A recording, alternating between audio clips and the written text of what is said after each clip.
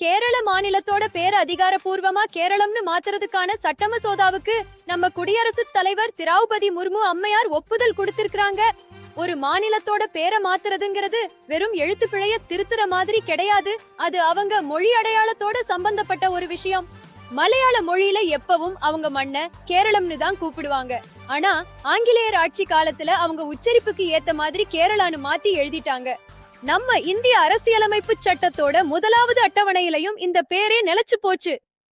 இதனால மொழியிலையும் கலாச்சாரத்திலையும் இருக்கிற உண்மையான பேரை மத்திய அரசு ஆவணங்கள்லயும் அதிகாரப்பூர்வமா கொண்டு வரணும்ங்கிறது தான் இந்த மாற்றத்துக்கான முக்கிய காரணம்.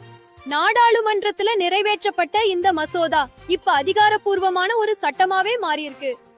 இப்போ குடியரசுத் தலைவர் ஒப்புதல் கொடுத்துட்டதால இனி மத்திய அரசு பதிவேட்டிலையும் நாடாளுமன்ற ஆவணங்கள்லயும் அடுத்தடுத்து வர்ற அதிகாரப்பூர்வ அறிவிப்புங்க எல்லாத்துலயும் கேரளம் அப்படின்ற வார்த்தை தான் இருக்கும்.